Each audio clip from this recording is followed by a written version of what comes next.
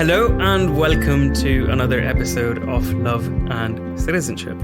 Thank you for tuning into this podcast, and I hope that you, dear listener, and your loved ones are well wherever you may be in the world. I am truly, truly grateful to have Rachel Wright on this podcast. I am just struck by the weird coincidences that led to this episode happening. Rachel did a Q&A and I sent a question her way asking if she'd consider jumping on a very amateur podcast, and she said yes, and we got to record an episode. And I'm so fucking grateful that we did, because Rachel Wright has had such a significant impact in my own journey of figuring out my sexuality and my relationship models. These are things that I'd written about, these are things that I've talked about and I still want to talk about, but not so long ago I was a very closeted bisexual, truly questioning my sexuality, but also questioning the relationship models that were handed down to me. And then out of the blue, a friend suggested that there was an account that I could follow and that there was somebody that was kind of doing good work to raise awareness around these things. And that was Rachel's Instagram. And the greatest compliment that I could ever give to the way she navigates her social media presence is just how incredibly she conveyed the idea that people like me, other people that are questioning these things, are not alone. And I am forever in her debt for doing that for me.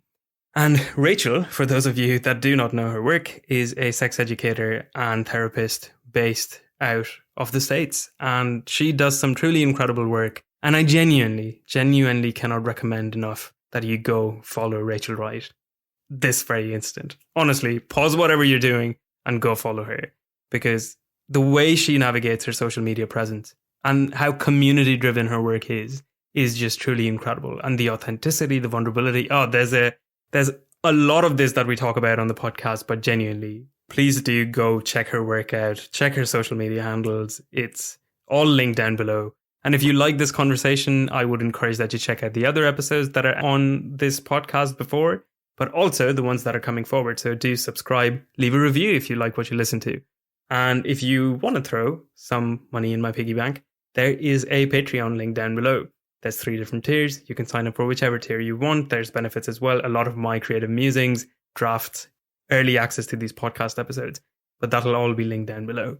But the conversation today, it gives me immense pleasure to introduce my guest for this episode, the wonderful, the incredible Rachel Wright. Oh, I'm blushing over here. I'm so excited to be here. Yeah, I will absolutely introduce myself. My name is Rachel Wright. I am a licensed psychotherapist. I'm a sex educator. I do a lot of stuff. I create content basically all around mental health, sex, and relationships for lots of different media outlets, different companies. I consult for people. And then I have my quote unquote normal therapy and coaching practice. And then I also oversee other coaches and therapists who work with clients as well. So I'm kind of all over the place, but if it falls under mental health, sex, or relationships, I'm probably there. If you want to know more, check out Rachel's social media because she's super active. And that's one of the things I will talk about. But I am constantly in awe of how you use not just the time that you have, but how effectively you use it as well for so many different ways. But to kind of set the grounds for a lot of the conversation that we'll have today, how do you identify? What do you identify as? How would you identify yourself to, I don't know, anybody listening in? So I am a woman. I identify as a non-monogamous queer woman. I really went back and forth for a long time on what that identity was. I tried on lots of different labels over the years. And, labels are meant to make us feel connected and feel community and feel understood, whether that's by ourselves or a way to express ourselves to be understood by others. And it wasn't really until I took on the combination of queer and non-monogamous that I felt really understood. And I am cisgender, so gender was not as big of a journey for me as it may be for some others. This sounds super vague in terms of just being able to see yourself, but I think kind of growing up, did you have a lot of kind of examples or like real around you examples of like people either, in non-traditional relationships or kind of different relationship models, different gender identities? Was that something that was very visible or talked about? Non-monogamy, no, absolutely not. if it was happening, I didn't know. I think, my dad had like one friend that I believe he said once, like, oh, they're in an open marriage. And it just kind of went over my head. And like looking back on it now, I'm like, oh, okay. All right. I see what was going on. We had a lot of friends who were gay, who were bisexual, lesbian. And I grew up doing theater. My mom is an actress. And so I spent so much of my childhood in rehearsal rooms and her voice lessons. And there's so much inclusivity in the theater community, not everywhere, but luckily where I was growing up in the Bay Area. And so I had a lot of exposure to different types of people, different sexualities. I had friends who had 2 moms or 2 dads. I also had a lot of friends whose parents were divorced and were dating, so I got to see a lot of different things. And actually, when I moved from Northern California in the Bay Area to Southern California to Orange County, it was awful because I did not understand stereotypes. I grew up in such an accepting, loving, supportive environment. I wore my Birkenstocks sandals to school the first day of 4th grade, and I got made fun of for wearing lesbian shoes.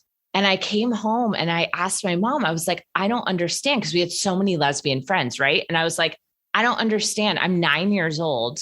Why do my sandals mean that I like girls? Like, I don't even like anyone right now. Like, I just moved here. And like, I couldn't understand this correlation. And then on top of it, like why it was funny to them, like it was clearly like a bullying moment. And like, I didn't understand why there was any negative association with my Birkenstocks or with being a lesbian. So I was like, this is so confusing to me. So yeah, I really was exposed to a lot of different types of people and situations, everything besides non-monogamy. It's funny when you're talking about the shoes. I went to a single sex boarding school, very military. And so for us, not so much the clothing, because everybody wore the same uniform. For us, it was the things that we used to do. So if you were a theater kid, you were definitely gay.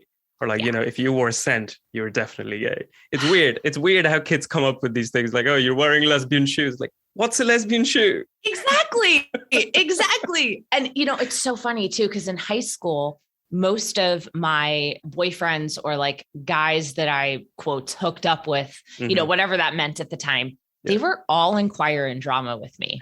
And so when I would hear people be like, oh, all those theater guys are gay, I was like, you have no idea what you're fucking missing in there. Like, we're all like making out behind all the set pieces. Like, you guys don't even know. Yeah, it's weird how these school rules kind of build up. But I'm growing up in a space like that then. How did you start identifying or like discovering these parts of yourself? They were definitely shoved more down.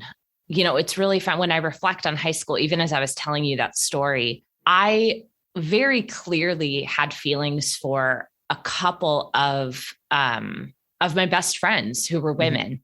But I didn't even allow myself to think about that. I dyed my hair blonde.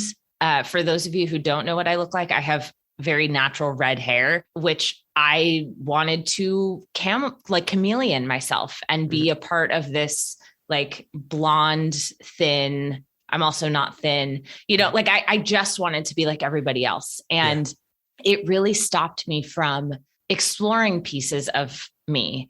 And on the other hand, there were certain parts that I frankly couldn't stop from exploring. So I became sexually active at what a lot of people would consider a young age, but I was in a long-term relationship at that point. So in one way, in my heterosexual self, I was exploring very much. I had experiences in high school that people are like, oh, I did that when I was 26. And I'm like, yeah, I was 16. And then on the other hand, when it comes to more of the queer part of myself, I really shut that shit down. And it was not conscious, because I go back and I read my diary from high school, and it's so clear that I had very complex feelings for so many different people.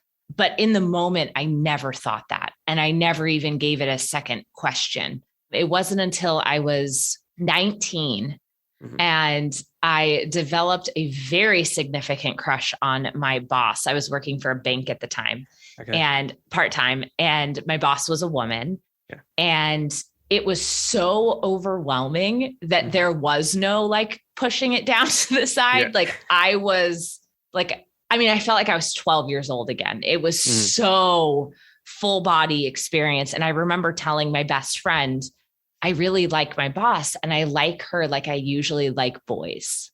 Okay. Like that's how I described it to my best friend. Yeah. And my best friend at the time was like, okay, cool, good for you. Yeah. And I was like, oh, okay. Yeah. And then, you know, I came out as a lesbian for a little while, which is hilarious for anyone who knows me. Cause like, I really love men a lot. Like there's just no way. And my family was like, oh, okay, honey, like whatever works for you. You know, we trust you. And then came out again as bi. And then, you know, as I got older, realized that bi felt limiting in itself. And so queer just felt better. That is, I find that so interesting, simply because, you know, kind of going from a place of, it's very interesting to hear of how you've broken that down as well, to kind of start exploring the straight parts of you while like kind of really suppressing the more queer parts of you, to then finally being like, yeah, I'm a lesbian now, to then obviously now identifying as queer. It's just, it's a very interesting journey. For me, for the longest time, I used to be like, yeah, I'm super straight. Yeah, I've kissed a couple of lads, but I'm super straight. to finally be like, okay, so maybe we are not that straight. And that's when the moment you start telling yourself like, okay, this attraction is maybe, like you said, very full bodied. Yes. That's the point where you're like, okay, stop lying. And honestly, if I had more education on sexual orientation being on a spectrum, I probably would have been able to identify certain things. But in my head, it was binary. I was either gay or I was straight. Like the idea of even bisexuality was kind of this amorphous. The only bisexual person I knew was the character of Maureen in Rent. Like, and like, she's basically like her whole character identity is like, oh, she's a lesbian now. Like they don't even talk about her actually being bisexual. So I had no model for that. And so I just kind of like flip-flopped back and forth on this binary of like, oh, I must be straight. No, now I must be gay. Now I must be straight. And had someone been like, hey, it's a spectrum, it's fluid, like you move, I would have probably said like, oh, that's me. But I just didn't know. I didn't know. I do agree. I think it's so important to have, which is where I was recently talking to somebody about like how pop culture really screwed me over, especially Bollywood. I will continue to say this. Bollywood ruined the shit out of my love language and things. Sure. Because it's the unrealistic expectation, and then the expectation to convey everything through music and dance. It was a whole thing. What, you can't do that all the time? Everything? I'm a horrible dancer. I love dancing, but I'm a horrible dancer. I'll be the first to admit. But I do agree. I think it's so helpful to have those models kind of just visible through every medium. Yes. What was it like as well? I know we've talked about maybe sexuality, but what was it like to start unpacking your, relationship style, or say non-monogamy for you? Did that come around the same time? Was that much later? It unfortunately was much later. And what's really sad, and I talk about this in one of the workshops I created around non-monogamy, I actually put pictures of my diary from high school in that workshop.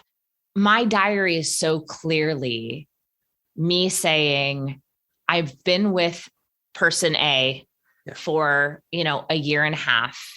I really love him. Yeah. I really want to see what it's like to kiss this other guy. Yeah. And I don't understand. The wording I think I used was like, I don't know if I'm ready for a long-term relationship.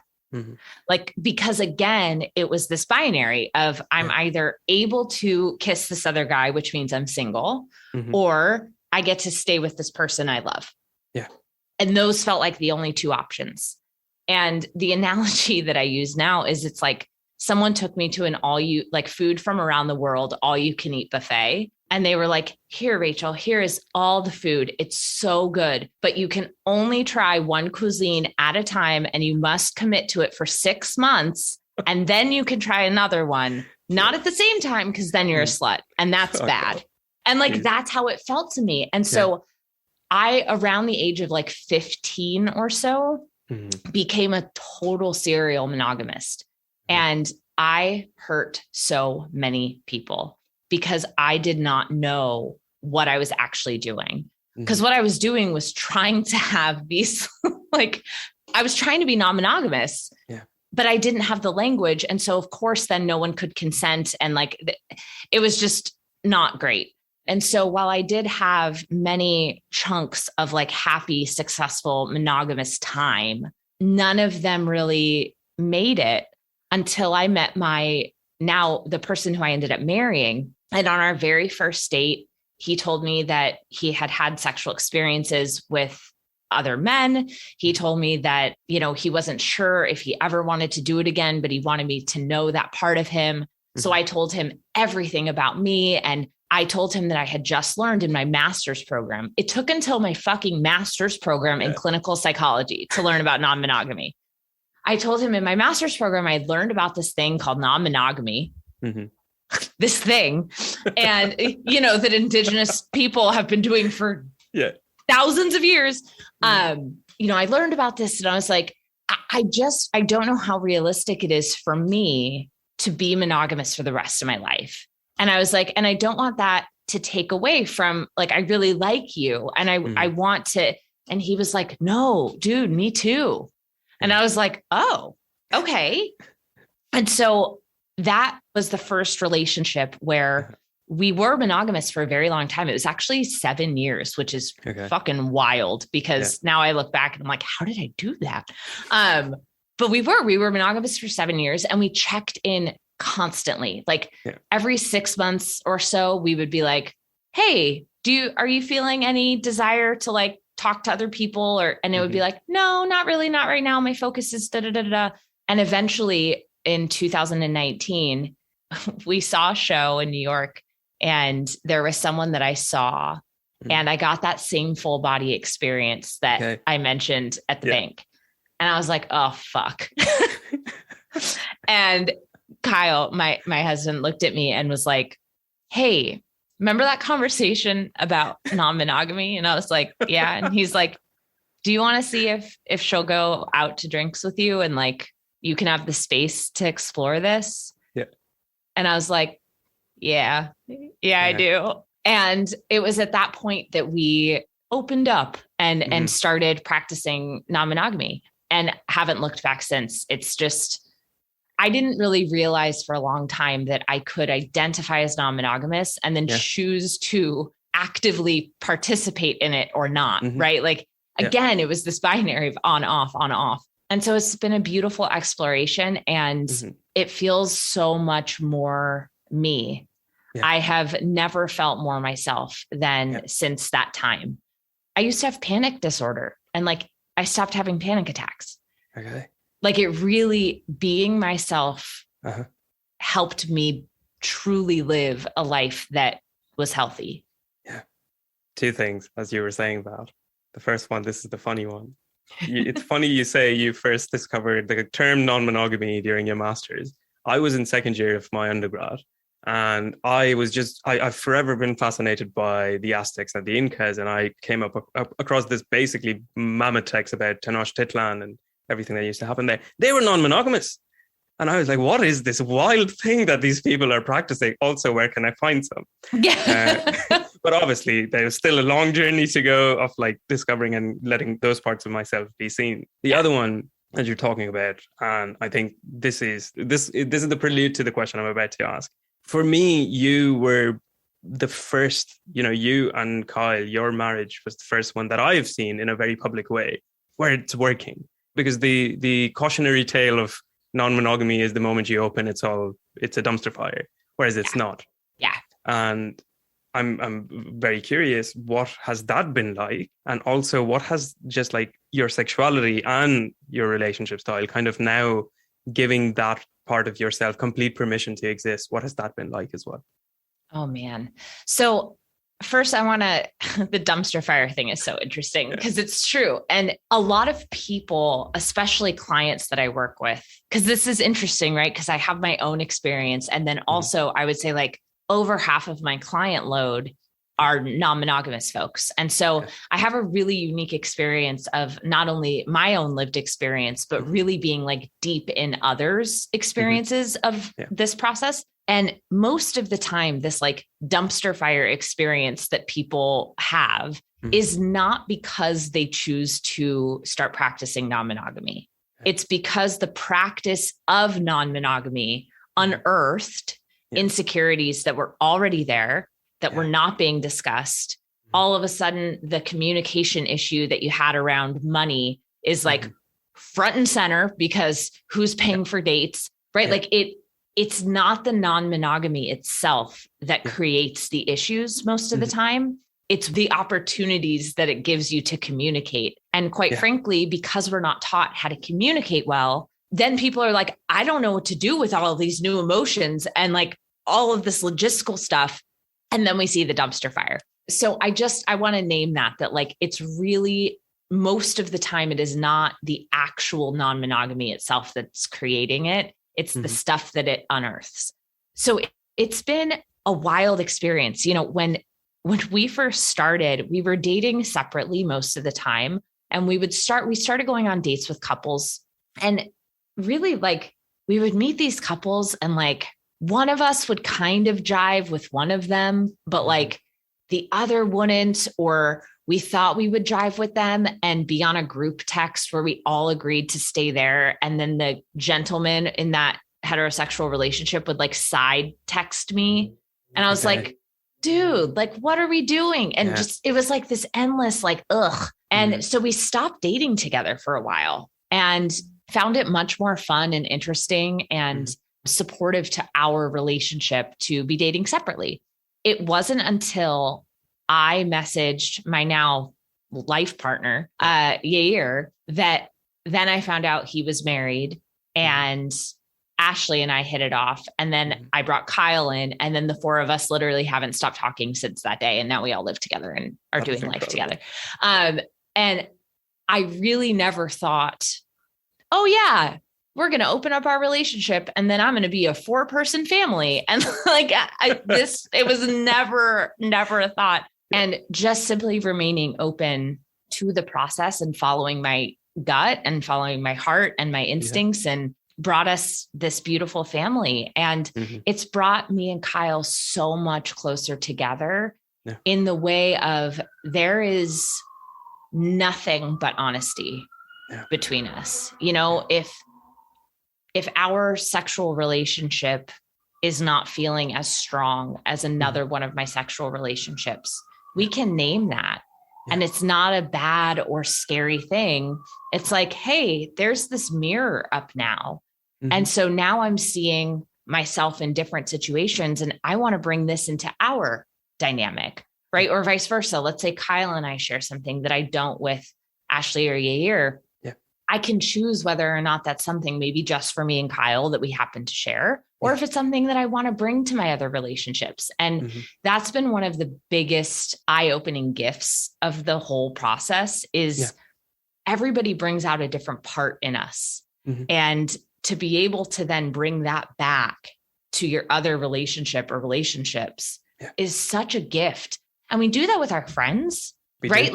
We do that with our friends all the time, but that's socially normalized. And so we don't think about it in the same way. And then all of a sudden when sex or romance is involved, it's like, oh my God. So it's brought me closer to myself. It's brought me closer to my original partner, and it brought me to people that now I get to do life with. And it's just fucking wild. It's like, it's still weird to tell. It's like, say this out loud. I'm like, yeah, this is my life. And that's so cool. Yeah. What I find utterly mind blowing is that all of this happened during a global pandemic, you know, because you said you started opening up your marriage in 2019 and there's a pandemic that swiftly followed. That completely blows my mind. Yeah. Yeah. We had about probably like 9 months of COVID-free dating. And then the whole reason I actually met Yair, met in quotes, we met online, but the reason why we met online was because we were part of a community that brought the in-person event into a WhatsApp group chat. Okay. And there was something about the way that he was like posting and interacting. I was like, same full body experience. I was like, must know person, and like just reached out. And had it not been for that, that would have never happened. And we didn't touch for the first, I think it was like 6 weeks. Okay. We had 6 feet apart outside dates where the four of us would go sit in a park and like sit across from each other. We'd bring our own wine and just talk for hours and hours and hours. And I mean, I felt like I was like an Orthodox Jewish person dating. Like we literally couldn't touch like anything. And we got so close. And so by the time we decided to like get tested, quarantine for 2 weeks, like have a weekend away together, and then quarantine again so that we could go back home, it was just electric. And I'm really grateful that it happened then. But it was hard. It was hard. I can imagine. There's so many questions kind of coming up for me. Communication, we've talked so much about communication. And I mean, I personally believe that communication is key to any relationship, be that monogamous or non-monogamous. Yes. But I'm very curious because communication just sounds so unsexy. Like, oh, we're sitting down and we're talking about all these things that are coming up for us. Early days of opening up your relationship, or like even then kind of meeting your two partners now, how did you hold that space? Kind of all these different spaces. How did that work? That's a great question. I find communication to be incredibly hot and sexy. Like there is nothing sexier to me than someone who can communicate well, or even not can, but wants to. Yeah. It doesn't even have to be that like the skills are there, because that's what they are. They're skills, right? Yeah. So as long as someone is like, yeah, I want to learn, I'm like, great, you're hot. Like it's wonderful. So, Kyle and I had a lot of stuff set up in our relationship. We had a weekly family meeting where we would check in. We had these like quarterly getaways where we would go away and really like check in on the relationship ourselves. So we had a lot of like structure set in place in terms of making sure that life didn't like sweep us away and we just like forgot to talk. And then as things kind of opened up, we figured out naturally who was more of the type to initiate discussion, who maybe needed a little bit more of a nudge. I often will just lead by modeling. So I will say, back in the day, I would say something like, hey, I have something that I would love to talk to the three of you about, or all of us together. Is there a time where we can have space for that conversation? And so I would lead by just using language like that. And eventually what happened was because that worked so well for all of us, they kind of started doing that also. So, Ashley would send a message like, hey, something came up for me. I'm feeling a little uncomfy. When would be a good time for all of us to talk? And now to this day, we have a biweekly family meeting. We're still on a group chat. So the talking never stops. And anybody who doesn't think communication is sexy or important has not experienced good communication. I agree. Because, feeling seen and understood is such a powerful feeling. Yeah. And we can't be fully seen and we can't be fully understood if we're not communicating. And communicating is both the talking and the listening piece. Yeah.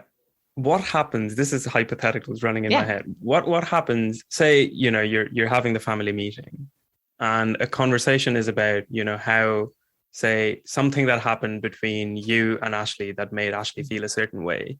When that is communicated to you, how do you contain that space? Because this is not about you, but like you're the focus of the question or the feeling. How do you contain that space?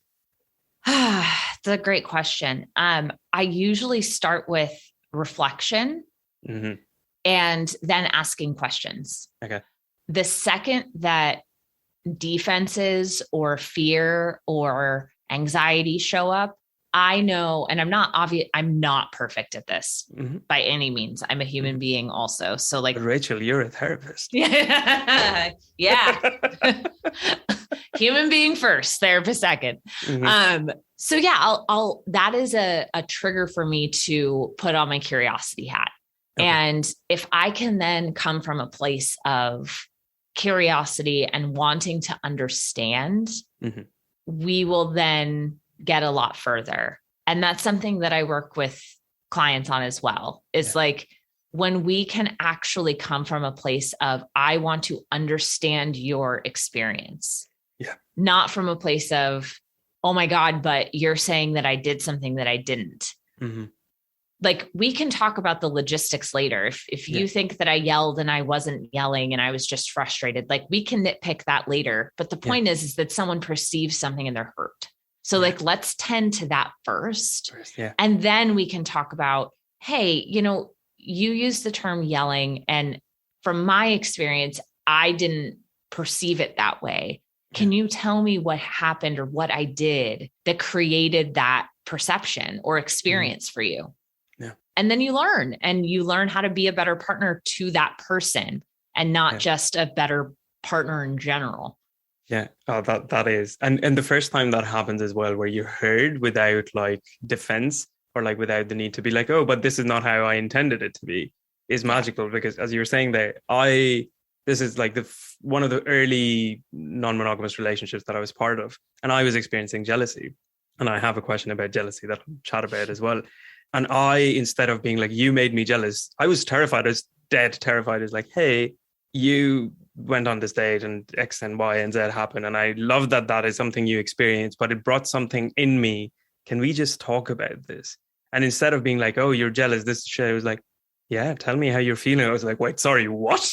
I'm sorry. We're not gonna try and erase my feelings and say, oh no, but I didn't mean to make you feel jealous. We're just going to talk about how that is for me. Yeah. That is just, which is why I have to agree. Communication is so much about listening and receiving as much as it is about being open to saying things as well. Absolutely. Absolutely. And just asking the questions, right? Like, share that with me. How are you feeling? Yeah. Like open questions can go such a long way in that situation. Yes. So in advance of our recording today, I reached out to people on my social circles being like, hey, any questions about non-monogamy, fire them my way. And a couple came through. So just going to throw them your way. And I'm curious what comes out of that. Great. So one of my friends was just like, so they're thinking, I don't know if they're thinking about it, but one of their questions was, you know, there's certain misconceptions about non-monogamy that, what do you think are some of those misconceptions that people should think about or maybe debunk internally before they try it themselves? It's a really, really, really great question. There are a lot of misconceptions about non-monogamy. So, okay, I'll go through a few. One of them is that something is wrong or lacking or missing in the quote unquote original relationship, or that something is lacking in an individual person if they're solo poly, right? And that's just not true. It is true that sometimes that's the case. Absolutely. Right. There are times where people turn to non-monogamy as like this last ditch effort in like saving their relationship. And that typically doesn't go super well. So the truth is that when non-monogamy is done for, I hate this term, the right reasons, I feel like I'm on The Bachelor, but when it's done for reasons that are in alignment with you and or your partner, it's not about lack. It's about it's about adding, right? It's about creating more and more ands in your life, not creating more ors or trying to fill holes that are empty. Another misconception, which again is true for some, but not for all, is that it's all about sex. Yeah. You know, for some people it is. And for a lot of people, that's actually how it starts. You know, I hear so many couples, they're like, well, we don't want like feelings involved in this, but like, we just want to like sexually explore. And for some people, that works. For many people, like we're humans, we have emotions. We can't put rules or make agreements on like, I promise I will never feel this feeling of it. Like, no, we don't know what's going to happen. Yeah. And kind of under that same umbrella is this idea that it's like giving each other permission to cheat. I hear that all the time. Like, oh, isn't that just like saying, yeah, you can go cheat on me? And it's like, no, because cheating can happen in non-monogamy too. Cheating is the behaving against an agreement that you've made. So in monogamous relationships, you've agreed to be monogamous. And if someone cheats, most likely that means that they went and did something with someone else outside of that relationship that is not within an agreement that you've made. And same thing in non-monogamy. If you have an agreement that, you know, you're not going to have butt sex with someone else, and you go out and you do that, and then you come home, that's cheating, right? Like you've broken an agreement. So non-monogamy is not about giving each other permission to cheat. Another big one is that if you're in an existing relationship, so for example, like Kyle and I were, that primary quote relationship becomes less important or deprioritized. And my example to kind of counteract, I don't know, go against this misconception is, you know, if you have a best friend or a close friend, and then you start a new job and you meet a new friend and they become another close friend, does that new friend take away from your old friend? No, it becomes an and. Now you have two close friends. And that's how non-monogamy is. It's about and additive. It's not about or. Okay, I have two more for you. Are you ready? Go. Yeah. Okay. The fourth one is that your sexuality or sexual orientation determines whether or not you're non-monogamous. So I have heard so many times where like, oh, of course you're non-monogamous, you're queer. So like you want to have different gender partners. And like, that makes sense. But like, I'm heterosexual. So like, I don't need more than one penis, or like, there's just no correlation between your sexual orientation and your preferred relationship structure or relationship orientation. It just, they don't have to do with each other. And then finally, the last one is that both people in an existing relationship have to want to practice non-monogamy in order for one person to. There are plenty of relationships where one person is like, I'm monogamous. Like I don't really want to, I don't feel comfortable. I have no desire to have these types of relationships outside of my primary relationship. And then the other person is like, okay, well, I'm pretty sure I identify as non-monogamous and I would love to be able to be myself in my life. And, you know, monogamous partner says, great, let's come up with some agreements on how this can work. And I have seen that work so often, and people just assume that this is like a recipe for disaster. And it's just not. When we feel secure in our relationships, it doesn't matter what our partner is doing when we're not with them. If they're going, if you take the time to make agreements and they are acting within those agreements and you trust them to do so, there's nothing else to talk about, and of course we could talk about the feelings that come up, but like, it is not a recipe for disaster. And that's probably one of the biggest questions that I get asked is like, my partner doesn't want to be non-monogamous, but I am non-monogamous. Like, what do I do?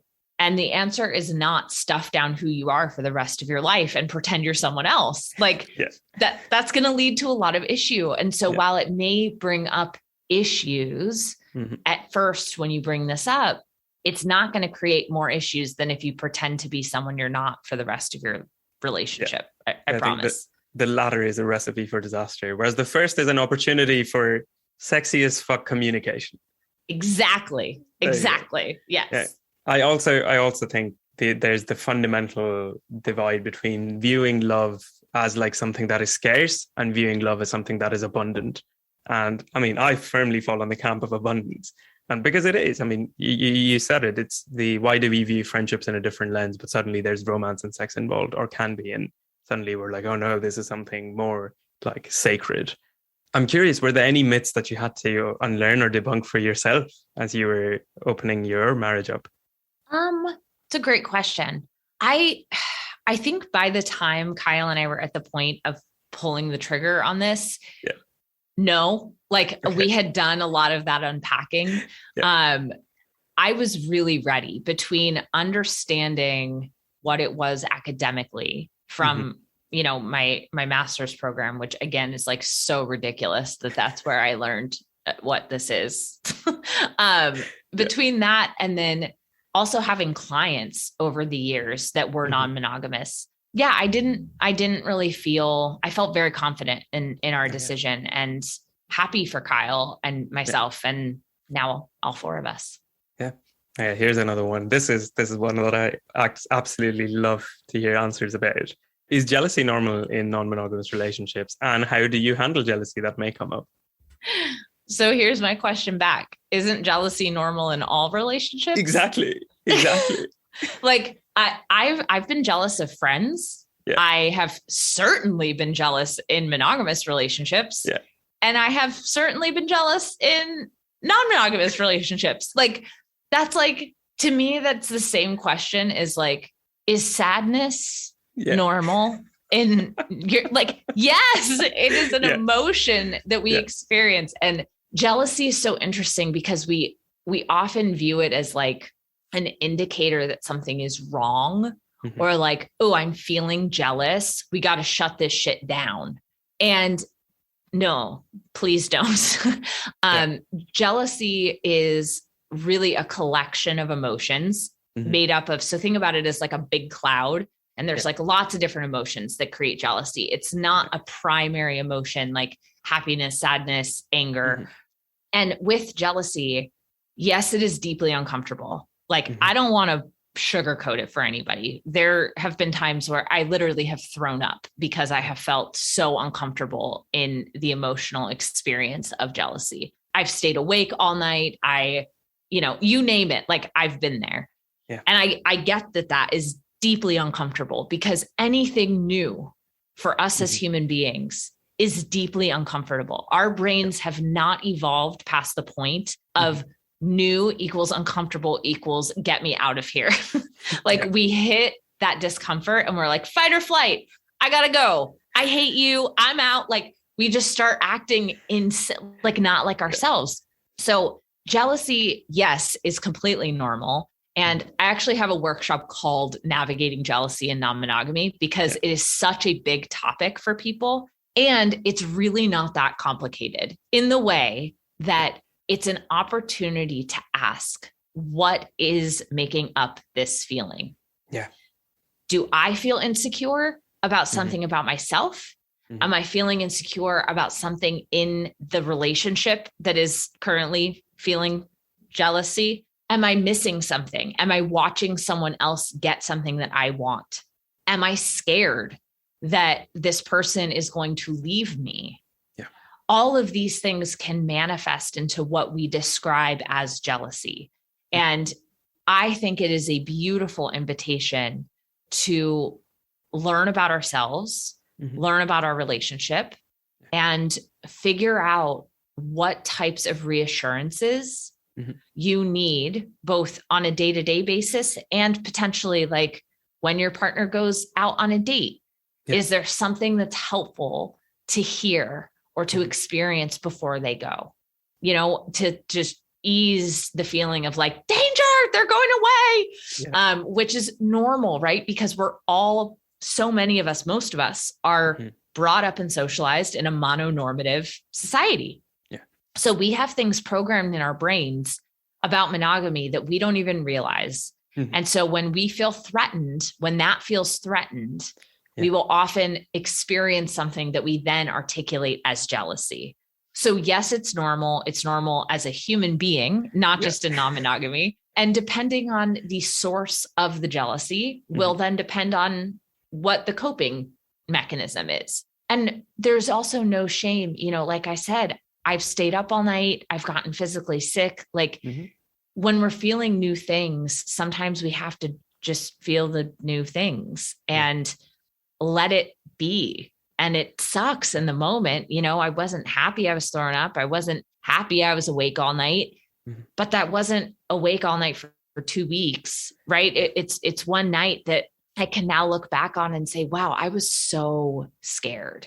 Yeah. Like, I really wasn't jealous. I was terrified. And it was coming out as jealousy because it was under the context of a partner being out with someone else. But really, it had nothing to do with someone else. Yeah. It had to do with fear around losing what I have. And so having those opportunities to really look inward and ask ourselves, like, what is this about, is such a gift for ourselves and for the relationships that we're in. I think in many ways, giving yourself permission to both feel that jealousy and also then, as you said, finding ways to navigate it, talk about it, understand why it's coming for you, really makes way. It wasn't something I ever experienced till I started doing that, which is obviously a term in non-monogamous circles that's often heard, but maybe not so much outside of it. Compersion. To really make room for compersion, which would you like to talk about what compersion is for anybody kind of listening in? Yeah, compersion is the opposite of schadenfreude. So it's vicarious joy in watching a partner of yours experience joy with someone else. It's that simple. It's like positive empathy. Yeah, it's such a good feeling. It's the moment you experience is the best thing. It's like, here's a person that I really value, and here's another person that really values over them. Fuck, we can nerd out over this person together. It's great. Yes. It's incredible. Okay, last question on the questions that I'm fielding, because I want to move to your social media side of things. Okay. What would words of wisdom or advice to anyone kind of testing the waters with non-monogamy, or maybe just too scared to start and wondering if that is for them? Okay. A couple things. Read some books.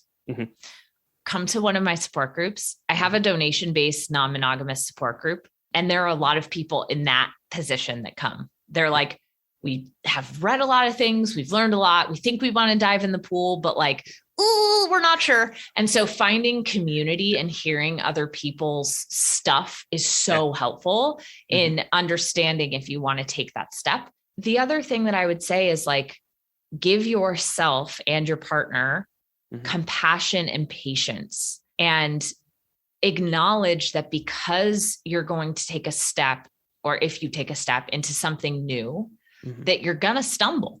Yeah. With anything new, we're going to stumble. Yeah. So kind of going in with like, I'm not going to be perfect. You're not going to be perfect. Yeah. We're probably going to hurt each other on accident at some point. So let's acknowledge right now that we don't ever want to intentionally hurt each other, that we promise to tell each other for feeling hurt, that we promise to tell each other for feeling jealous, and figuring out how to navigate those first steps is really just ripping the Band-Aid off. I remember going on my very first date once we opened up, and I texted Kyle probably 85 times before I got to this date. I was in an Uber and I was like, are we okay? Do you still love me? Are we okay? No, do you still love me now? Are you sure this is okay? Like, I was a mess. And he's like, you're the one that's going out. Like, I'm at home playing video games. We're good. Like, have fun. Text me when you're coming home. And I was like, okay, but like, are you sure this is okay? Like, I was insatiable. And sometimes we need to ask for those reassurances over and over and over and over again until our brain experiences something and says, oh, it is safe for me to put my phone down for an hour and a half and talk to someone that I just met. Like, that is okay. So just leaning into your own emotional experience, having patience for it, and giving your partner what they need as well, as long as it's within reason and within things that you have agreed upon. Yeah, that's definitely been my experience. And I think with any new thing, it's very uncomfortable, but like, it's almost better to embrace that it will be uncomfortable. Same as, when we talked about jealousy. Exactly. Okay. Yeah. And just even that acknowledgement that like anything new is uncomfy, and uncomfy doesn't mean bad. Exactly. It means uncomfortable. Like that's what it is. And we as humans will do so much to avoid discomfort. Like we'll do anything to try to discharge away discomfort. And so the skill of learning to sit with that and asking yourself questions or journaling or talking to a friend, like it's hard and it's so worth it. It will bleed into other areas of your life. It will bleed into work. It'll bleed into your friendships, because relationships are relationships are relationships. Mm-hmm. Like it will bleed into so many wonderful, wonderful places in your life. Absolutely. I equate it to dipping your toes in cold water. Eventually you get okay with it. You get acclimatized. So you said something there about, community and how helpful it is, and also the support group that you run. And I think I said this to you on our call, but like, I find it so incredible how you navigate your presence on social media. Thank Because, you. and I say this with absolutely the intention to shower praise upon you, because you're not an influencer at all. Like you're supportive of your community without being preachy, which you can, you've all the credentials to turn preachy if you decided to. Like, I'm a therapist, listen to me. But also you're very supportive. You field all these Q&As, you take requests to be on podcasts from folks like me. You're doing these support groups, you're running workshops, you're seeing clients, you're working all these different ways. Just like, how the fuck do you do all of it? Like, what's the secret? Because I can imagine it can be quite a lot. First of all, thank you. I'm trying to get better at receiving in general. So thank you. I receive that. Yeah. My social media presence has been something that, similar to my sexuality and non-monogamy, has been something that I've actually had to learn to accept about myself. And let me give context to this, because that probably sounds really weird out of context. Before Instagram, when Facebook was like the place to be, when I was in college and you had to have the .edu email to be on Facebook. Yeah. Like, that's where we were. When Facebook transitioned out of that and became, oh my gosh, my aunt and my mom and my cousin, like, everyone can be on Facebook. I found myself in a position where I was receiving feedback from mostly family members, some friends, but mostly like outside family members, not immediate, of why do you share so much on Facebook? Yeah. And at that time in my life, we're talking like, I have a cold. These are the things I like to do when I have a cold. What do you like to do for yourself when you have a cold? And they were like, why are you sharing so much on Facebook? And I'm like, what? Like, what are you talking about? And they're like, nobody needs to know that you have a cold, Rachel.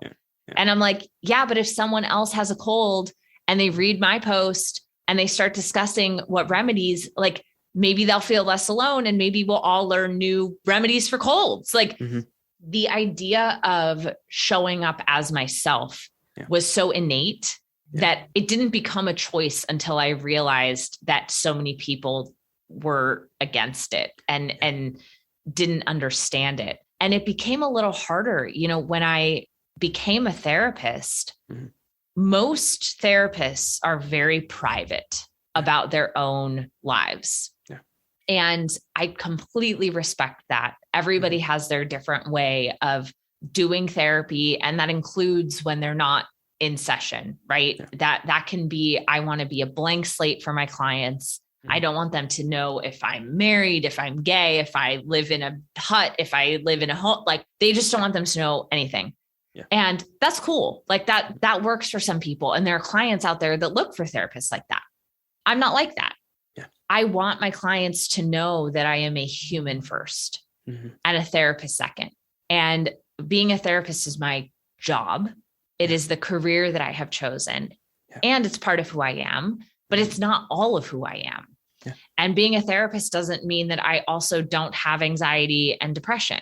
Being a therapist doesn't mean that I communicate perfectly 100% of the time, all, like, in every situation. And when I started sharing more and more about these imperfections, about my life, about my own mental health stuff, the amount of feedback that I got from people was essentially like, now I feel comfortable going to therapy because I know that I'm not talking to a robot.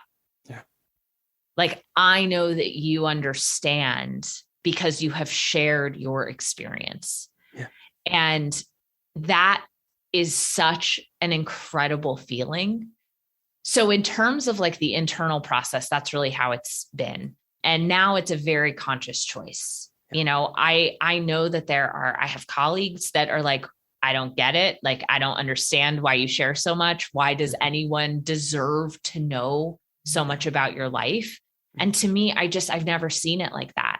We're all human beings. We're all trying to navigate so many different things in this world that are so hard. Why not talk about our own experiences to help other people? Because that's how we learn. Like, that's why we love movies and TV shows, is storytelling about people. And in movies and TV shows, it's usually very unrealistic. And so if we don't have that counterbalance of like storytelling and understanding people's lives in real life, then we never learn that feeling jealousy is normal, and staying up a whole night because you're jealous is like an experience that you can have, and that isn't shameful. So yeah. And then it, in terms of like time and energy and that stuff, I find it very cup filling for me, and like, to do these things. But I do constantly ask myself, how much energy do I have today? And what can I give and what can't I give? And there will be chunks of time where I won't do an AMA because I have a ton of clients that week, or, I'm working on creating a workshop, or I'm leading tons of groups. And so splitting my focus doesn't work. And then there are other times where it's like, I'll do 3 in 1 week because that's just how I'm feeling. So I try to be consistent in terms of being present and like saying hi, even if that's like, hey, I'm having a bad week. Probably not going to be on here much this week. Or being present and answering everybody's questions, 3 times in a week.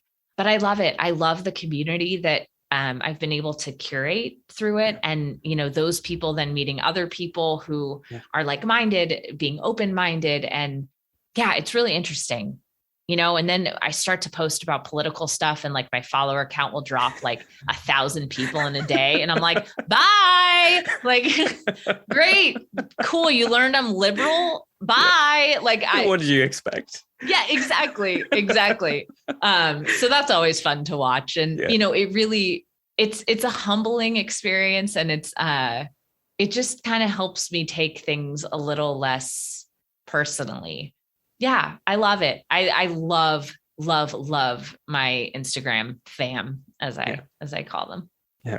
Before I move to the last 2 questions, I think the vulnerability that you approach it with, and the way you've done it is, I mean, I am one of like so many people, and I know I'm not alone when I say this. I think it helps people like me feel less alone in our identity.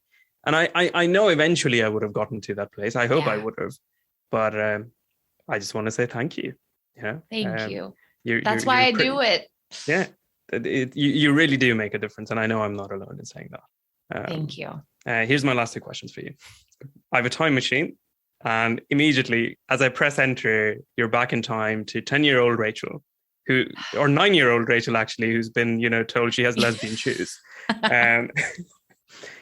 You have an hour with yourself, 9 or 10-year-old self. What do you talk about? What do you tell 10-year-old Rachel? Oh my gosh. Okay. 3 things pop into my head.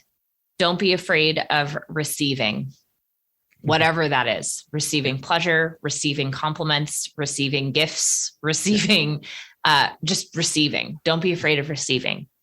The second would be, you don't need to take care of everyone all the time. And I think the third would be, wear what you want, be with who you want, be who you want. And you are a kind human who wants other people to be happy. And you will not treat people poorly by being yourself. Like, you being you, little Rachel. If other people have a problem with that, that's their problem. That's not because you've done something wrong. That's what I would tell her. That's very good. Okay, I don't have a time machine to send you in the future, but I will send you this episode 10 years in the future. What is your hope for yourself 10 years in the future? Well, I hope I'm still with these 3 wonderful humans that I'm with now. I hope that we have a couple kiddos at that point. And really, other than the kid shift, I don't want a lot to be different. I hope that I keep growing, and I hope that I have new wisdom and can speak to new things, and that I've learned a lot in that decade. But in terms of like how my life looks, I don't want a lot to be different. I think that the one thing that I'll say is that I recently had ketamine treatment for depression. And I hope 10 years from now that my brain feels as stable and good as it does right now without the need for more treatments. And if it still needs treatments, then sign me the fuck up and I'm there. And that's fine. But if we're magic wanding into the future, then yeah. Well, I hope all of that and more comes to pass, Rachel. But to present Rachel, who's in front of me on Zoom, thank you. Thank you. This all came out of a cold email that I sent your way, and I'm so very grateful that I have the opportunity to talk with somebody who's been so influential for my own life. You're amazing. I've said it so many times within my own circles, and I'm going to say it on my podcast as well, because damn it, this is my podcast, and Rachel Wright is amazing. Thank you. Thank you for coming on. Where can people find you if they want to see what you're up to? Oh, thank you. Well, first of all, thank you for having me. I'm literally blushing. Find me. My website is rachelwrightnyc.com. That's RACHELWRIGHT.NYC.com. And my Instagram is _Rachel, spelled the same, right? With a W, Rachel spelled EL.